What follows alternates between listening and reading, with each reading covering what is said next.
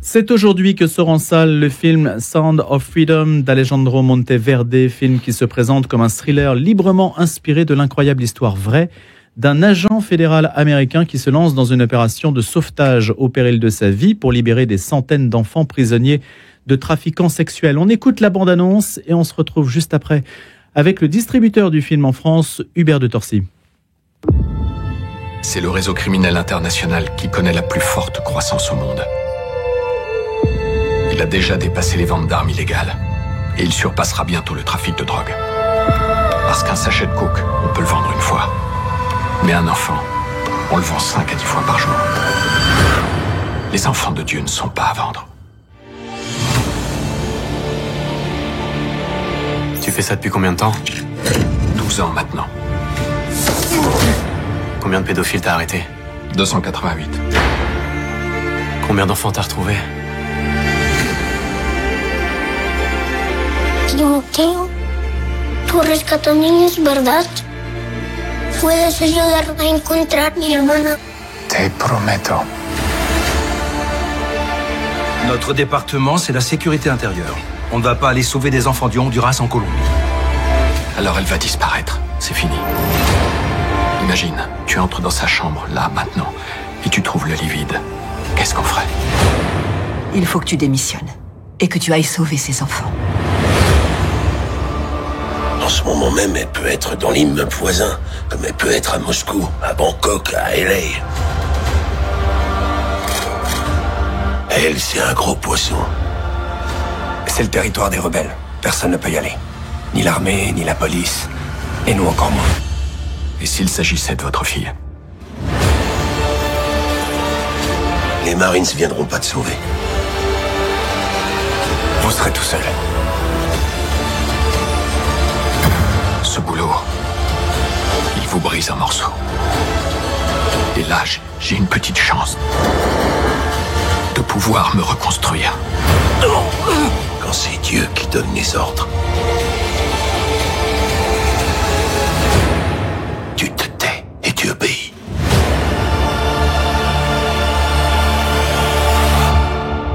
Et voilà donc cette bande-annonce de Sound of Freedom. Curieusement, aux États-Unis, le film a suscité une énorme polémique et c'est ce sujet qui devrait faire l'unanimité a suscité aussi une polémique en France avec beaucoup d'articles et de critiques qui sortent sur le sujet. On va en parler justement avec Hubert de Torcy, notre invité ce matin, qui est le distributeur du film, fondateur et directeur de Sage Distribution, spécialisé dans la diffusion de face-based movies, comme on dit, c'est-à-dire de films fondés sur la foi, ce qui n'est pas flagrant ici, même si la réplique du film que vous avez entendue est que les enfants du bon Dieu ne sont pas à vendre. Bonjour Hubert de Torcy. Bonjour Louis. On peut dire que c'est une sortie en fanfare.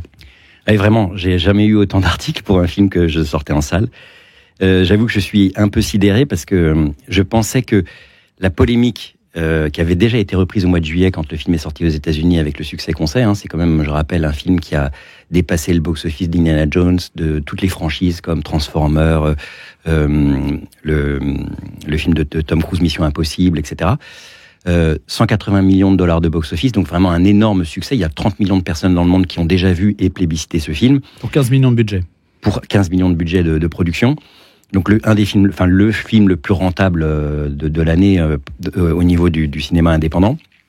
Et donc quand j'ai vu arriver déjà le copier-coller en fait de la politique, de la polémique américaine qui était très politisée, tout est politisé aux États-Unis. Quand j'ai vu arriver ça au mois de juillet en France, je me suis dit bon, ok, les journalistes n'ont pas vu le film, donc ils peuvent faire du copier-coller. Mais là, de reprendre à nouveau à leur compte ces mêmes types d'arguments, alors qu'ils ont eu l'occasion de voir le film, ça devient indécent en fait. Quels sont les arguments en fait, les attaques qui sont portées contre le film, Hubert de Torcy ?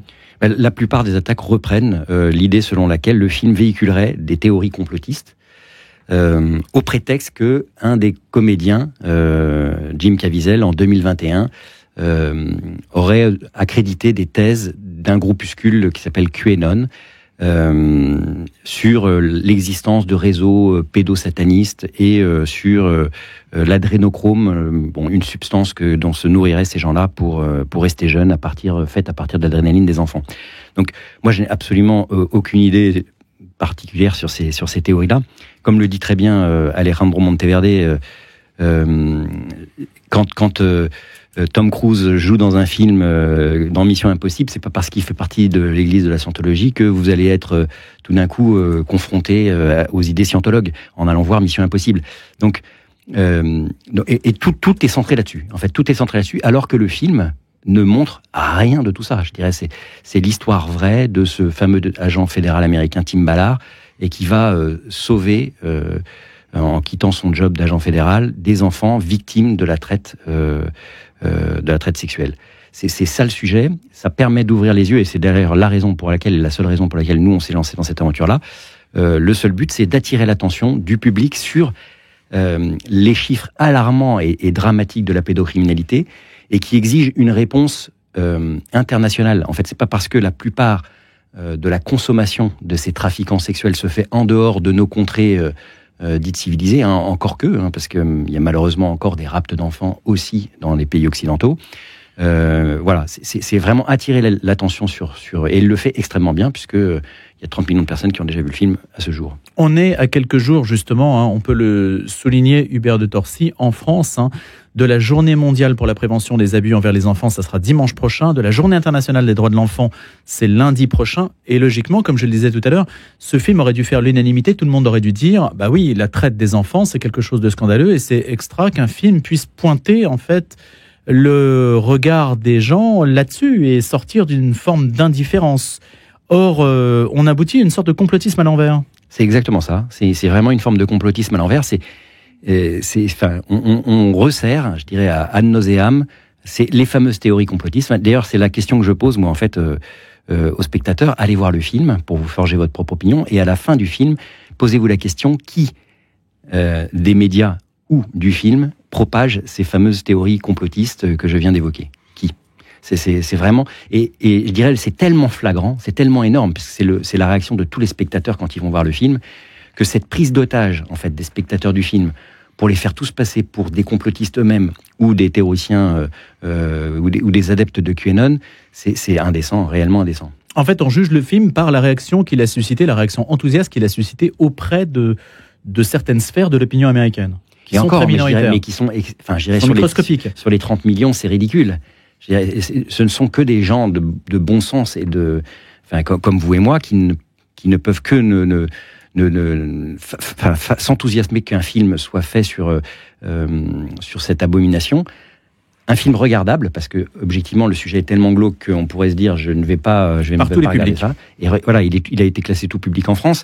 C'est un film qui ne verse jamais dans le voyeurisme ou dans la complaisance. Donc il dit les choses sans jamais les montrer.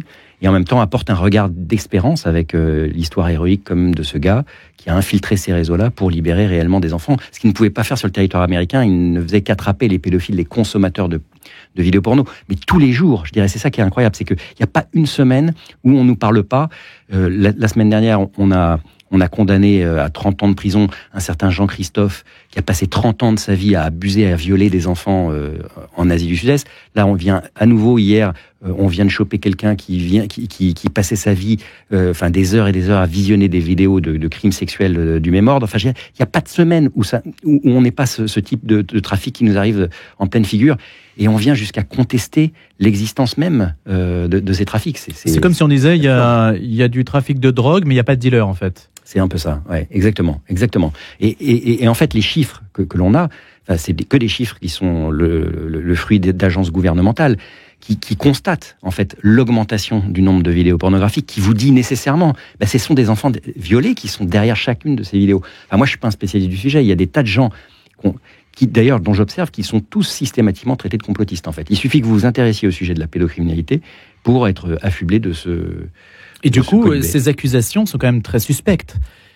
Parce que c'est un peu ça, le complotisme à l'envers, c'est de se dire, mais pourquoi ne pas tout simplement reconnaître ce phénomène et puis le traiter à sa juste mesure, au moins le faire connaître. Très clairement, je dirais que le soupçon crée ce qu'il craint. Et moi, j'accuse certains médias, en tout cas, par leur comportement, effectivement, de susciter et de provoquer une forme de complétisme, en tout cas de méfiance. C'est-à-dire que les gens vont voir le film, parce qu'on en aura tellement parlé, ils vont aller le voir. Et ils vont se rendre compte du gap incroyable entre ce qu'ils ont lu dans les médias et ce qu'ils ont vu.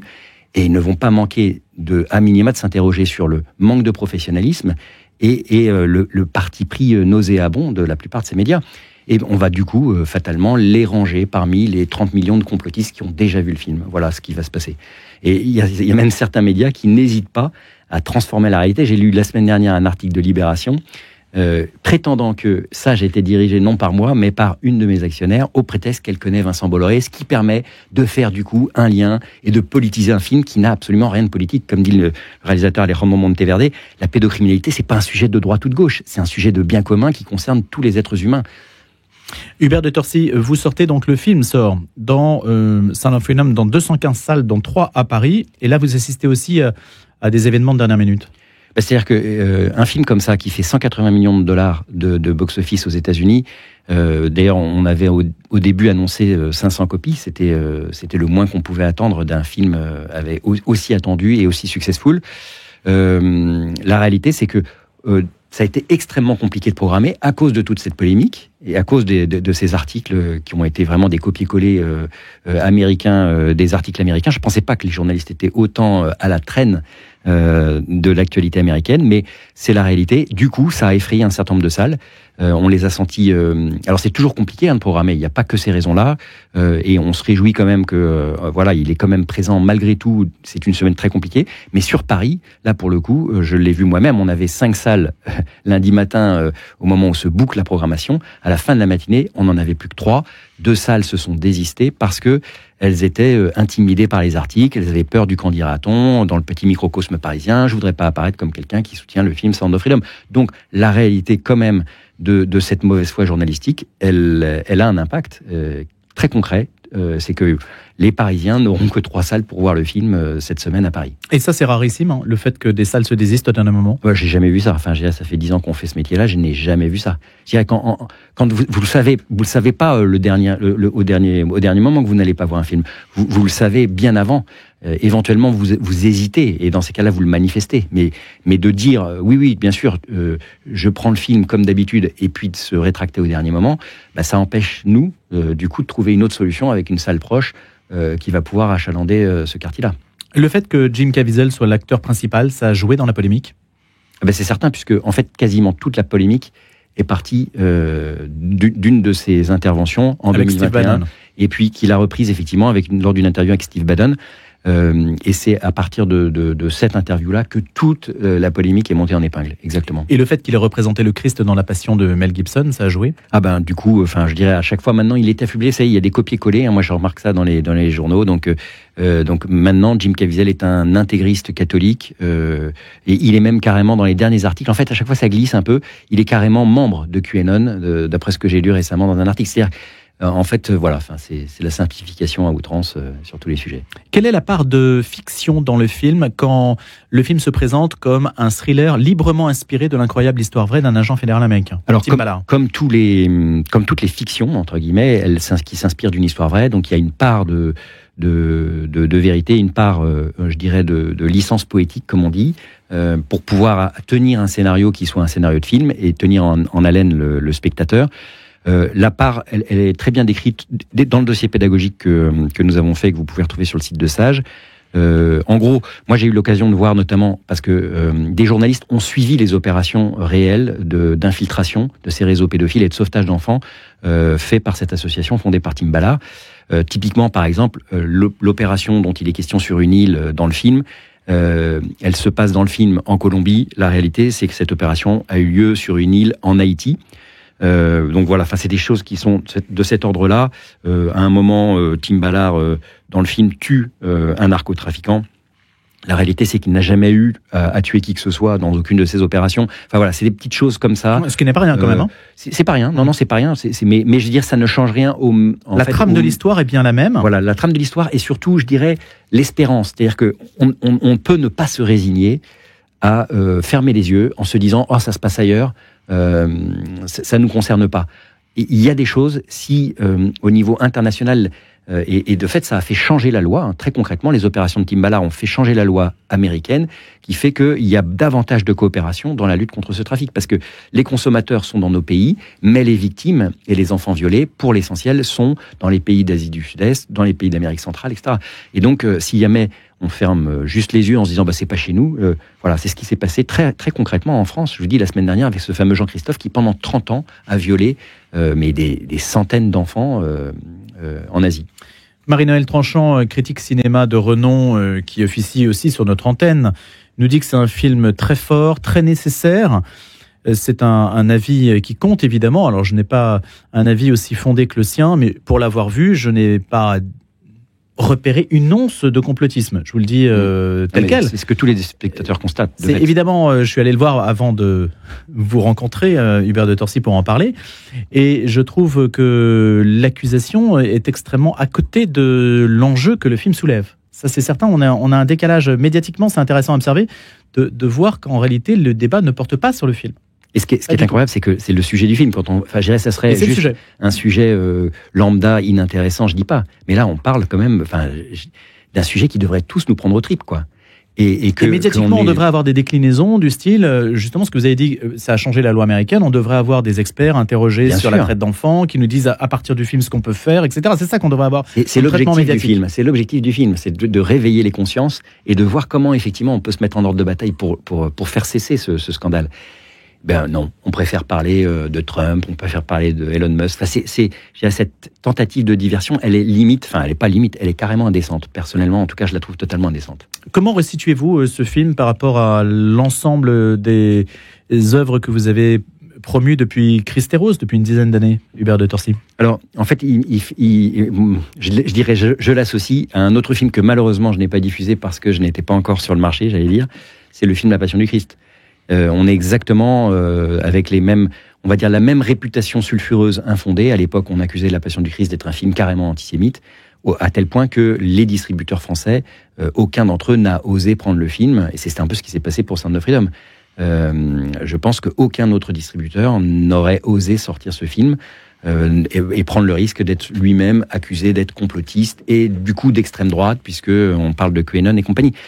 C'est exactement le même cas de figure qui s'est produit avec La Passion du Christ, puisque La Passion du Christ, en 2004, je le rappelle, c'est un distributeur, en réalité un producteur d'origine tunisienne, musulman, qui a décidé de créer une boîte de distribution pour l'occasion et qui a distribué avec succès 1,7 million entrées La Passion du Christ en 2004, parce que personne n'osait le faire.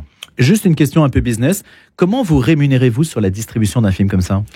Alors, en fait, il y a une prise de risque, un investissement qui est mis de départ. Vous avez peut-être vu, si vous êtes parisien... Vous êtes allé l'acheter à Los Angeles. Alors, je suis pas allé jusqu'à Los Angeles. Beaucoup se fait par visio aujourd'hui.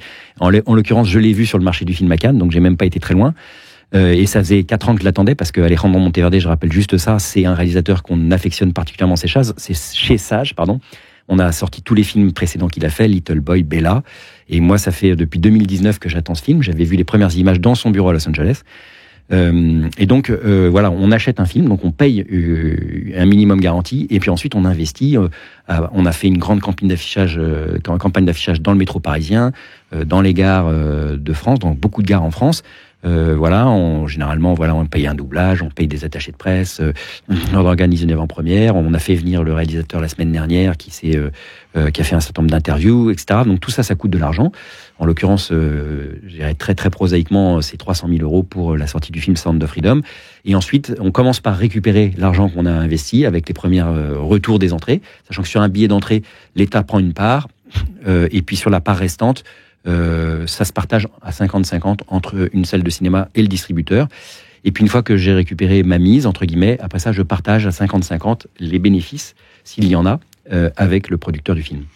La différence avec un film comme Charrette, qui a été un gros succès, le fait que ce soit un film étranger, ça change rien. Le fait que ce soit un film français, ça change rien. Non, ça change rien. Ça change rien. Si, disons que les films français, après ça, c'est des systèmes d'aide. En fait, un film français génère ce qu'on appelle un fonds de soutien distribution, c'est-à-dire sur les taxes préservées par l'État, par le CNC sur les billets servent à rémunérer uniquement en retour, alimente une cagnotte qui va servir aux distributeurs de films français uniquement. Donc, sur un film américain, vous n'avez pas ce type d'aide qui existe effectivement sur un film comme Vaincre ou mourir sur Charette. Ce type de film, Son of Freedom, c'est une fois tous les 10 ans, 20 ans que ça arrive sur le marché. Comment évaluez-vous ça ? C'est un épiphénomène. D'ailleurs, on peut se demander pourquoi ce film a surgi. Mais de fait, je dirais, c'est imprévisible. La réalité, moi, quand j'ai commencé à m'intéresser à ce sujet en 2019, je savais que je prenais de gros risques parce que mon appréhension, c'était de se dire, mais qui va aller voir un film sur la pédocriminalité ? Objectivement, ni vous ni moi. Enfin, notre réflexe naturel, c'est plutôt de fermer les yeux sur des sujets comme ça. Donc le succès est totalement inattendu, ça c'est clair. Et c'est imprévisible. Je dirais qu'il y a des films qui tout d'un coup cartonnent sans qu'on comprenne pourquoi. Il y a des films dont on attend beaucoup qui vont faire des plantages monumentaux. Donc il y a vraiment une part totalement non maîtrisée dans la distribution du film, dans la distribution cinématographique. Je disais au tout début, Hubert de Torcy, que vous étiez ce qu'on appelle aux États-Unis donc face-based movies. Là, la foi, le caractère religieux n'est pas flagrant. Vous validez cette idée ? C'est assez amusant. Je suis complètement d'accord avec vous. Il est loin d'être flagrant. Il se résume quasiment, on va dire, textuellement ou de manière explicite à 2 phrases ou 3 phrases tirées de l'Évangile, on va dire, dans le film. Il y a notamment cette référence faite à cette phrase terrible du Christ, celui qui vient scandaliser l'un de ses petits, il vaudrait mieux qu'on lui attache autour du cou une meule et qu'on le jette dans la mer, plutôt qu'il scandalise l'un de ses petits. Donc c'est quand même une phrase terrible. Donc il y a ça, mais la réalité c'est que le film, alors ce qui est amusant c'est que tous les autres journaux trouvent ça extrêmement chrétien, mais ça je pense qu'on n'a pas les mêmes doses d'appréhension par rapport à ces choses-là. La réalité c'est que, et c'est la raison pour laquelle nous on a choisi ce film-là, c'est que c'est une illustration quasi parfaite de cette phrase du Christ, ce que vous avez fait au plus petit d'entre les miens, c'est à moi que vous l'avez fait. Et je trouve que le film, voilà, c'est comme une parabole de ça. Et il est très touchant. On arrive en fait à... Parce que ce n'est pas non plus, vous citiez tout à l'heure Tom Cruise et Mission Impossible, on n'est pas dans ce registre-là. Pas du tout. C'est un film d'action, mais un film profond. Exactement. Et puis, et un film qui aborde un sujet très cru, très dramatique, mais avec une touche d'espérance qui fait qu'on en part vraiment avec cette espérance au cœur. C'est comme une histoire héroïque, objectivement héroïque. Et qui est donc dans 215 salles en France, qui sort aujourd'hui et qui est visible par tout public. Sound of Freedom d'Alejandro Monteverde. Hubert de Torcy était notre invité. Au nom de Sage Distribution, c'est lui qui distribue le film en France. Merci Hubert de Torcy.